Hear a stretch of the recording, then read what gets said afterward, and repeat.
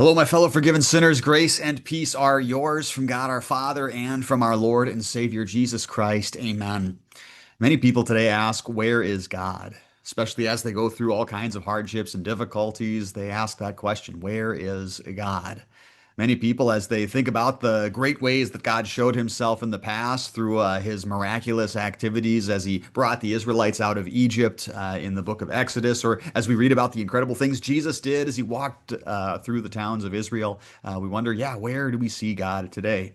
Well, today, as we celebrate the festival of Pentecost, we are celebrating that God shows himself in us, in his people. Those who have been changed by faith in Jesus Christ become the dwelling place of the Holy Spirit, where he continues Christ's work as he transforms one heart at a time. Today, we want to celebrate this glorious day of Pentecost, one of the major festivals of the Christian church here. If you're familiar with church history, Christmas Day is really a day to celebrate God the Father's love. So great is God the Father's love for us that he sent his one and only Son for us. Then on Easter, or Pascha as it's called in other places, throughout the world, we see the love of God, the Son for us, that he was willing to lay down his life for us. Now on Pentecost, this third great festival of the church year, we see God, the Holy Spirit's love for us, that he is willing to indwell his own people, to live with us as he guides us through the difficulties of this life to the promised land of everlasting life. Today, we want to see how the Holy Spirit quenches our thirst. And we're going to see that as we look at John chapter 7, where Jesus gives this very brief and yet powerful promise of the Holy Spirit. Let's go ahead and read those words now. On the last and greatest day of the feast, Jesus stood and said in a loud voice, "If anyone is thirsty, let him come to me and drink. Whoever believes in me, as the scripture has said, streams of living water will flow from within him." By this he meant the Spirit, whom those who believed in him were later to receive. Up to that time, the Spirit had not yet, or had not been given, since Jesus had not yet been glorified.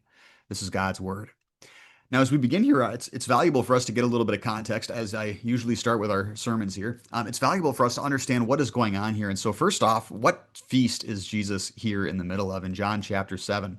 And if you read back, this is the Feast of Tabernacles, if you open up to the beginning of John chapter 7. And you can go back in the Old Testament and find how God set up this festival for his people, the Israelites. And you'll notice all the way back in the books of Moses, in Leviticus and Deuteronomy, we read about this festival of tabernacles. If you remember, the tabernacle was the name of God's kind of movable tent temple that he set up for the Israelites. And so on this festival, they were to live in tabernacles and little shelters. It was sort of a church-wide camping trip that the Israelites were to go on once a year. And it was a reminder for the Israelites of that moment in their history when God brought them out of slavery in Egypt, and then they had to wander through the desert for 40 years in the wilderness, in a place where there was no food, where they were often without what they needed, like water. And yet, God was there to guide them through it and to provide for them. So God wanted his people practicing this camping trip again and again, year after year, as this amazing reminder, as this acted out reminder of that difficult time for the people of Israel. This continues to be a powerful reminder for us today as we think about our walks with God as well. The Israelites, again, they were in that desert for 40 years, wandering through this place where they didn't have enough. And so too, God's people today continue to wander through a spiritually barren wasteland. We do not live in the promised land of heaven yet. Instead, we live in this world that is so corrupted by sin, that is so often without those things that we desperately need in life, that we often struggle with all kinds of trials and temptations. But just as God brought his people through that time of wandering in the wilderness, so too God, by his Spirit, brings his people through that wandering by his Spirit as well. This is, again, a fascinating reminder for us as we go through the hardships and trials of life. The desert wanderings of the Israelites during that time continued to be a valuable meditation for God's people throughout the ages, throughout Christendom, throughout the Israelites' time, and as we're seeing in our gospel lesson that Jesus during his day celebrated this. Now, during this 7 day festival, they would remind themselves of many of those beautiful moments of what happened during those wanderings. I want to share one of those with you. In Exodus 17, we read about this fascinating moment where the Israelites are wandering through the desert and they have no water. If you have ever been in a situation where you have no water, you know what a desperate situation that is. We are often so spoiled in our day and age where God has given us the ability to largely solve the problem of not having enough water to drink. It's a miraculous thing when you think about it. With the Israelites here, as they're going through life, they don't have enough. You think about the needs that you have in life, the things that you're looking for, and yet God has not provided to you yet. What a difficult time that can be in life. Here, the Israelites don't have one of their basic needs, water. And so they cry out to God. They, in fact, quarrel with Moses. They are complaining to him. They are putting God to the test. And what does God do? He has Moses go out and he says that he is going to be with them at the rock. And he brings, interestingly enough, this staff in his hand, the staff with which Moses struck the Nile, if you remember. This was the first of the 10 plagues that God released on Egypt.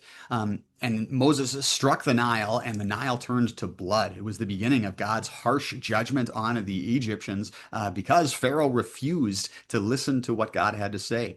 This was a big condemnation for the false gods of the Israelites and for the pride of their king Pharaoh.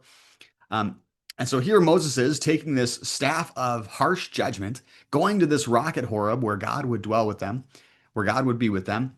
And then God instructs Moses to strike not the Israelites with condemnation, but to strike the rock, and water comes out. 1 Corinthians 10 actually talks about this very moment, and he says that Jesus Christ was that rock.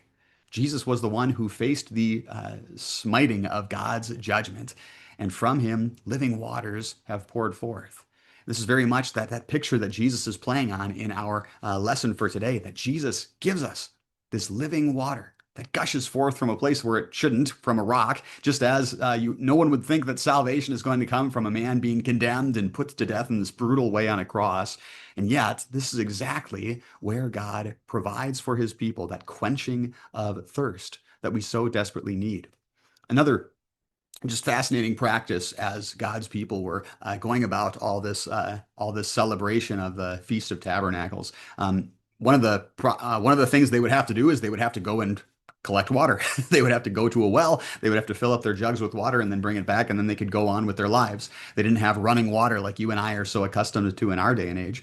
And as they would do that, they would actually have this big processional where they would go down to the well, and this was part of their celebration, and they would sing Isaiah 12.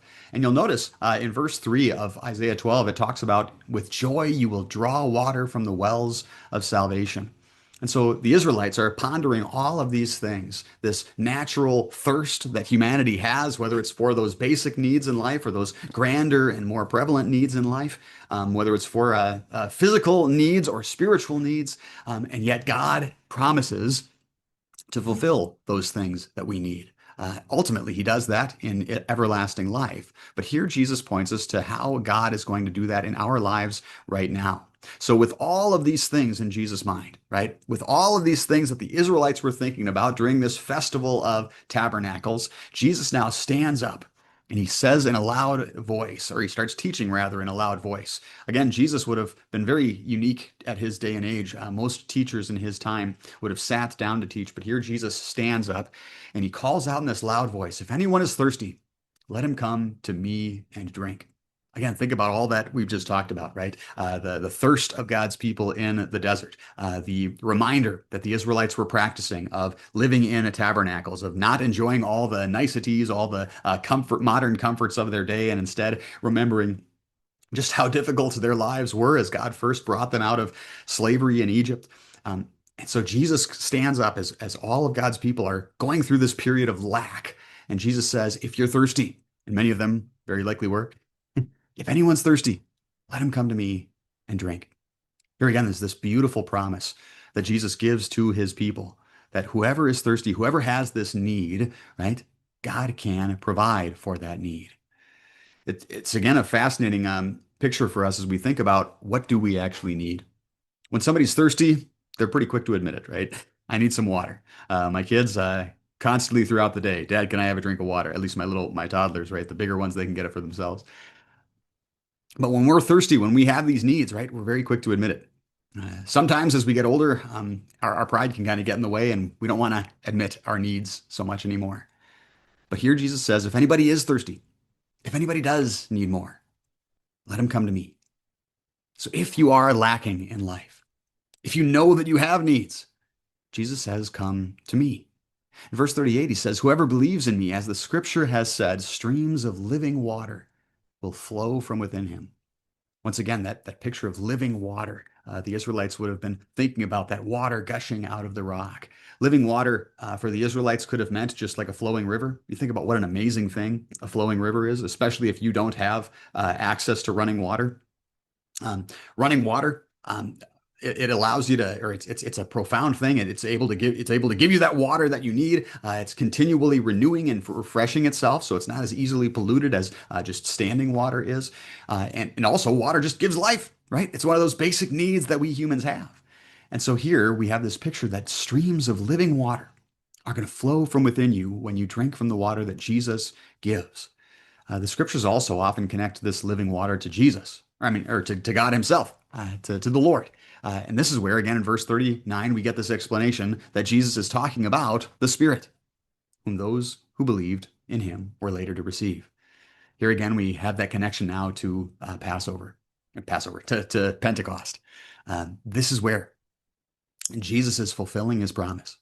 He is giving us that living water, that thing which can quench our thirst, that thing which can satisfy us, not only for life now, but into everlasting life. And so, a couple questions to close out our time here today. First off, do you recognize your thirst? Do you see your lack? When we don't see a need, well, we tend not to care a whole lot about things that we don't have a need for. But when we do see that need, boy, we rush to have those needs met. We live at a time where God has given us amazing blessings. Most of us never struggle with horrible things like hunger and thirst, unless we just, are too busy and we skip meals, right? Generally, we very easily can get access to food and water.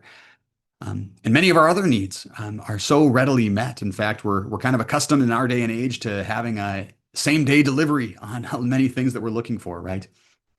But that can lead us to not recognize the deeper needs that we have. The problem is, living in this life, we are constantly in need.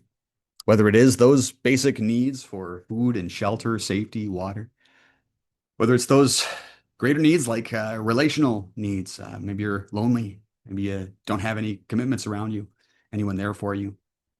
Maybe it's those higher needs like being self-actualized, finding a purpose for your life. Whatever those needs that you have are, God wants us to be aware of them.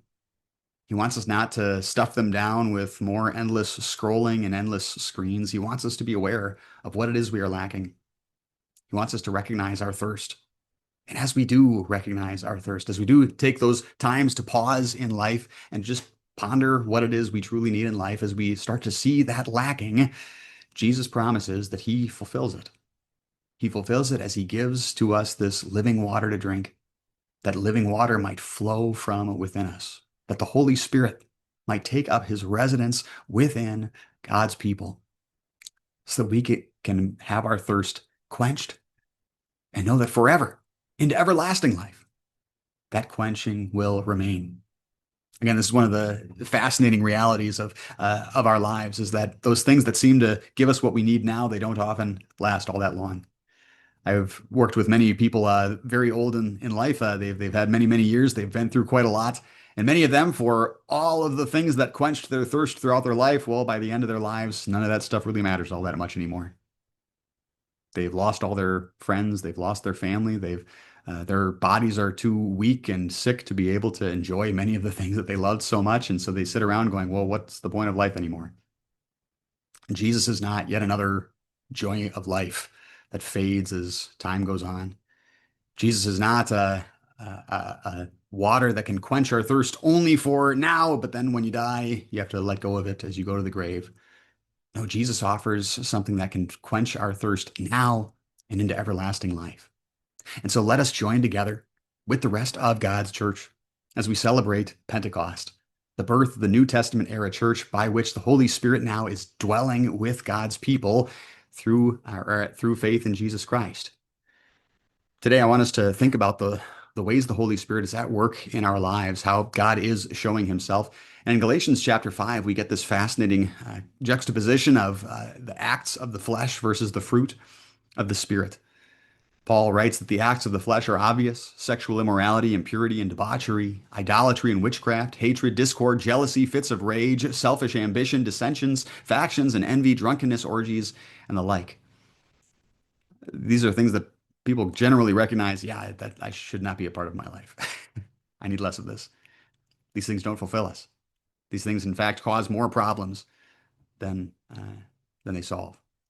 Instead, in verse 22, we have the fruit of the Spirit, what the Holy Spirit longs to work in your heart and in mine. And the fruits of the Spirit are love, joy, peace, forbearance or patience, kindness, goodness, faithfulness, gentleness, and self-control.